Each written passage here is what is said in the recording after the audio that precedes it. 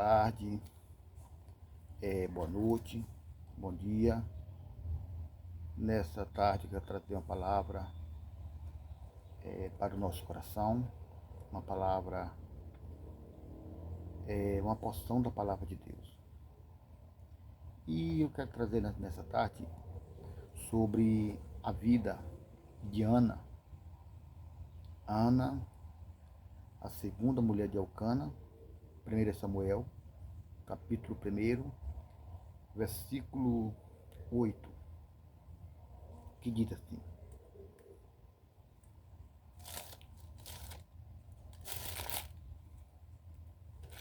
Primeiro Samuel, capítulo 1, versículo 1 diz assim: Então Elcana, seu marido, lhe disse: Ana, por que chora? E por que não come? E por que está mal o teu coração? Não te sou melhor do que 10 filhos? Isso foi Elcana falando para Ana. Que Ana, irmão, ela tinha uma adversária, que era a outra mulher de Elcana, o nome Penina. E Penina, ela provocava muito a Ana, e pelo que fala a palavra de Deus, Penina, pelo que fala no final do versículo 8, ela poderia ter 10 filhos. Elcana perguntou para Ana: sou melhor do que 10 filhos para ti? Mas uma coisa interessante, irmão, que Ana queria, não é simplesmente ter um esposo. Ana queria além. Ana, ela tinha um desejo de gerar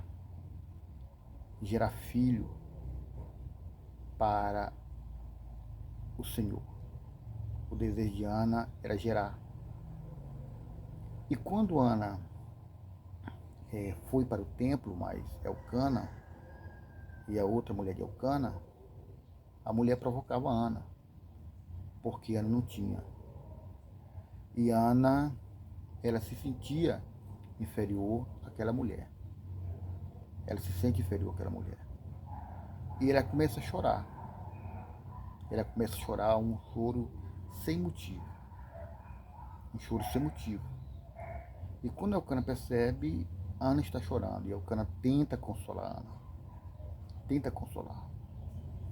Só que a presença de Elcana não era suficiente para preencher aquele vazio que faltava da Diana. Elcana não é suficiente para preencher aquele vazio. Existia uma coisa que somente poderia preencher aquele vazio, que era o direito de gerar filho. Ela não queria criar o filho, ela queria simplesmente gerar, o desejo de gerar. Então, ela não conseguia gerar. Tinha algo que impedia de ela gerar, porque ela era estéril. O tanto de pessoas, irmão, em nossos tempos, que tem o desejo de algo e alguma coisa o impede. A distância do tempo, tem pessoas que têm promessa de Deus, receberam a promessa de Deus há 10 anos atrás, há 20 anos atrás, e pessoas esperam essa promessa. E o espaço entre a promessa e o cumprimento é longo, e algumas pessoas não conseguem ter paciência para esperar aquele momento. Se você vê a história de Agar, o anjo contra Agar, grávida de Abraão. E Agar, quando está ali na fonte, diz a Bíblia que o anjo promete para Agar: disse, volta até a tua senhora, e que eu farei dessa criança que está dentro de ti uma grande nação. Aí, com algum tempo depois da criança grande, em Gênesis capítulo, me parece que é o 21, do versículo do primeiro, você vê que o anjo encontra Agar chorando com o filho debaixo de um pé de uma árvore. E ela chorando. Ela disse que ia botar o menino ali debaixo para que não vê, para não ver o filho morrer. E a promessa que o anjo tinha feito para ela, alguns tempos atrás? E aquela promessa? A promessa que ele disse que daquela criança ia ser uma grande nação. E se ele fez a promessa, com certeza ele cumpriu. O Senhor ia cumprir aquela promessa. E você encontra a Agar desesperada. Ela joga o menino e vai à distância de um tiro de flecha para não ver a morte do menino. O que tem de pessoas que têm promessa de Deus e se desespera, sai de perto e se desespera, chora desesperadamente porque a promessa não cumpriu. Nós temos que saber uma certeza, nós temos que ter uma certeza que quando Deus promete, Ele cumpre na vida. E o anjo viu Agar. Agar estava tão desesperada que ela estava sem água, quando o anjo, que ela chora, que o anjo branda e chega até ela, falou: por que chora? Aí ele diz a Bíblia que o anjo abre os olhos de Agar e manda Agar pegar água em um poço que estava logo na frente. Muitas vezes, irmão, nossos olhos estão fechados. E quando nossos olhos espirituais fecham, tudo fica difícil para nós. A gente dá vontade de desistir, de chutar o pé da barraca, desistir. Mas quando o anjo abre os olhos de Agar, ela avista um poço de água. E ele enche a sua vazia e bebe. E ele volta a dizer: dele eu farei uma grande nação. E ela pegou o menino e o menino cresceu. Se Deus prometeu para nós algo, nós não podemos deixar de acreditar. Porque Deus não é o homem mente, Deus não mente. Se Deus falou, Ele vai cumprir. Ele vai cumprir. E quando Ana estava lá chorando desesperadamente, amargamente, chorando sem nenhum motivo, Ana estava praticamente em uma grande depressão. Uma grande depressão, um choro exagerado. Como se encontra você neste momento? Como se encontra você neste momento? Dentro desse quarto, chorando desesperadamente. Um choro sem motivo. Um choro que não tem mais parece que tem solução. Muitas vezes você deixou de comer, você deixou de sorrir, você deixou de ser feliz, você se isolou dentro de si. A pior prisão que existe é a prisão interior, é a prisão que você se prende dentro de você próprio. Essa é a prisão terrível. É uma prisão que ninguém consegue ver você preso, somente você. Tem pessoas que estão vivendo em meio de multidão, mas no deserto, vivendo um deserto no meio de multidão. O que é viver um deserto no meio de multidão? É estar no meio de pessoas, mas não é feliz. Está no meio de pessoas, mas está triste. Está no meio de pessoas, mas está completamente desesperada. Pessoas que você olha para ela, aparentemente ela está feliz, mas por dentro ela está estragada. É como se fosse uma lata de sardinha de conserva. Se não fosse o rótulo da validade, as pessoas compravam conserva podre, porque ninguém consegue sentir o fedor dentro da lata. Só sente quando você abre. E tem pessoa que está vendo uma vida difícil, que você olha o semblante dele e parece que está tudo bem. Mas muitas vezes está triste, está completamente amargurada, completamente alguma coisa que aconteceu com a sua vida. Gente, não é hora para nós desistir. A depressão é algo que tem tomado conta de muitas pessoas, pessoas que conseguem muitas vezes cefar a sua vida própria. Porque tem pessoas neste momento que estão desesperadamente porque perdeu sua finança. Pessoas que perderam filho, perderam ente querido, perderam mãe e não conseguem acreditar, e a pessoa fica desesperadamente. A nossa mente, irmão, tem que ser fonte de água viva. A nossa mente não pode ser uma piscina. A piscina, ela é uma água morta. Por que água morta? Ela não tem vida. Tudo que você bota ali fica. Se você coloca um papel ali na piscina, quando você for com 10 dias lá,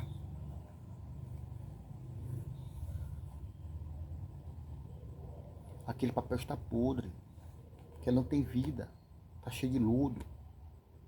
É diferente você colocar, você vai numa nascente, em um garapé, você coloca uma folha ali naquele garapé, quando você vira, que você olha, a folha não está mais lá, agora já levou. Tem pessoas que colocam algo na sua mente que não tira, não consegue pensar mais nada, não consegue mais nada consegue mais convencer ele. A pessoa coloca em sua mente, porque a mente dele é uma piscina. Tudo que bota fica. A nossa mente é um filtro, irmão. Ela tem que filtrar as coisas boas.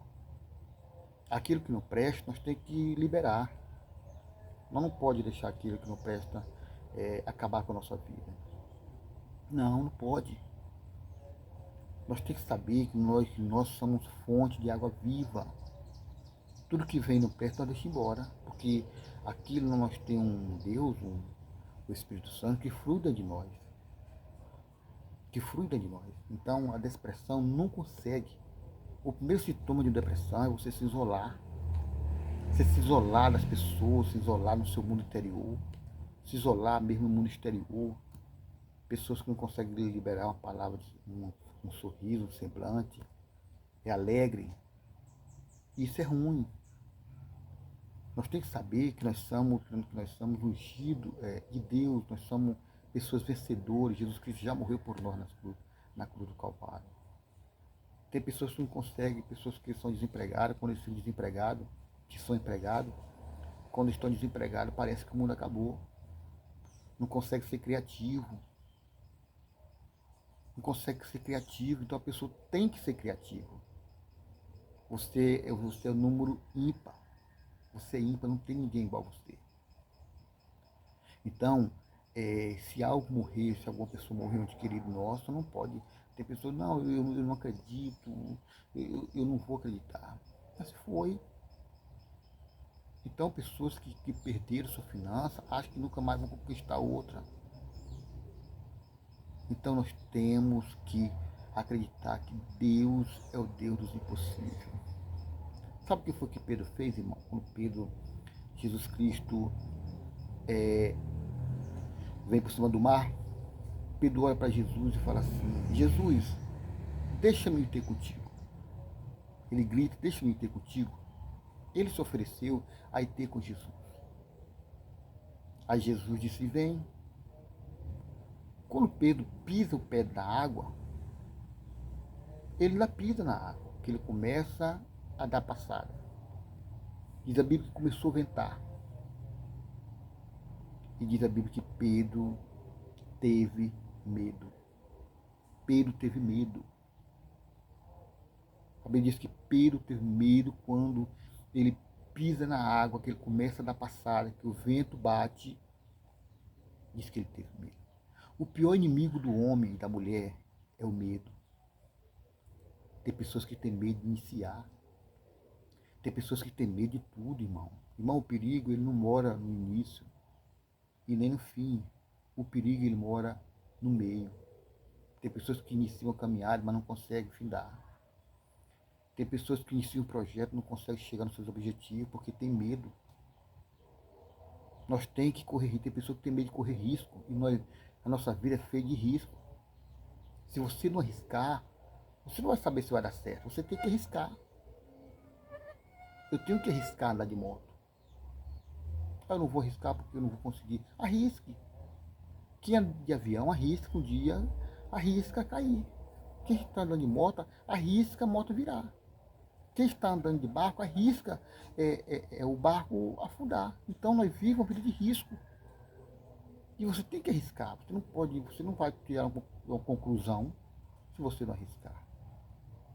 Então, a Bíblia diz que Deus não deu para nós um espírito de medo, mas de fortaleza, de força e de amor, de moderação. O medo não faz parte da nossa vida. Medo, ele é o nosso inimigo, não é, irmão? Nós não devemos ter medo, nós temos que prosseguir, nós temos que ir avante. Outra coisa que nós não pode ir é pela ideia das pessoas. Nunca siga a ideia de ninguém.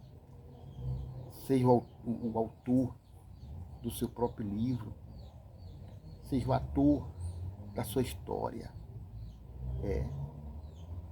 Não deixa ninguém tirar a tua alegria. Pessoas que chegam e não vai dar certo, tu não vai conseguir. Pare com isso, não. Você tem que acreditar em você. Acredita primeiramente em Deus. Segundo, acredita em você. Tá? Acredite em você. Não deixe que ninguém tira a sua alegria, que ninguém tire o seu desejo, o seu projeto do seu coração. E sabendo uma coisa, que Deus é o nosso pastor. O Senhor é meu pastor e o seu pastor, e nada nos faltará. Essa palavra dessa tarde é essa. Creia no Senhor Jesus. Creia no Senhor Jesus. E Ele vai fazer o mais e o melhor por você e por nós. Se você está vivendo essa vida de depressão, sai dessa depressão, isso é uma ilusão. Sai disso, você é vencedor. Você vai conseguir. Você é vencedor. Amém? Que nesta tarde Deus venha visitar o seu lar, a sua casa, a sua família, a sua empresa. Eu estou gravando aqui debaixo, aqui dentro do quintal, debaixo desse pé de laranja, que é algo importante. E nós estamos aqui que está muito quente, a gente está aqui no quintal de casa. Tá, gente? Então, Deus abençoe. Se inscreva no nosso canal, tá bom? E que Deus sempre vai nos dar o livramento e a força para vencer e a coragem, tá bom? Quero orar com você nesta tarde. Oramos ao Senhor. Maravilhoso Deus, Pai Celestial. Neste momento, meu Deus, vai visitando cada pessoa, cada lar. Vai visitando nessa tarde, Senhor Deus, cada família, cada pai de família. Aquela mulher, Senhor Deus, que perdeu seu filho. Aquela mulher que perdeu sua mãe. Aquele homem, Senhor Deus, que está vivendo uma vida de tormento. Venha trazer sobre a vida dele o Teu Espírito Santo, Papai do céu. Faça dele um vencedor, Pai. Faça dele um vencedor. Visite os que ele lá naquele momento. Visita o que ele fez lá naquele hospital, Senhor Deus, nas prisões. Pai, traga solução para esta pessoa que está se achando um fracassado. Traga sobre ele, Senhor Deus, a esperança de vencer. Pai, Tu és maravilhoso, eterno e grande. Vem nos visitar nessa tarde, para nos dar uma noite de paz, de alegria, Senhor Deus. E fique conosco nessa tarde. Tudo isso eu lhe peço, Pai. E lhe agradeço no nome de Jesus. Abençoe minha vida. Abençoe meu trabalho, abençoe o trabalho de cada um, a família de cada um. Abençoe minha família, abençoe minha esposa. Abençoe a família da minha esposa, abençoe minha família. E cada família nessa tarde. Tudo isso eu lhe peço e lhe agradeço. Em nome de Jesus, que vive e reina eternamente. Amém. Meus amigos, se inscreva no nosso canal do Chaguinha Paneleiro. É o nome do nosso canal, Chaguinha Paneleiro. Que nós trabalhamos com panela de pressão. Tá? E que Deus abençoe, inscreva, deixe aquele like, dê aquele joinha pra gente. Tá bom? Que Deus abençoe grandemente. Amém.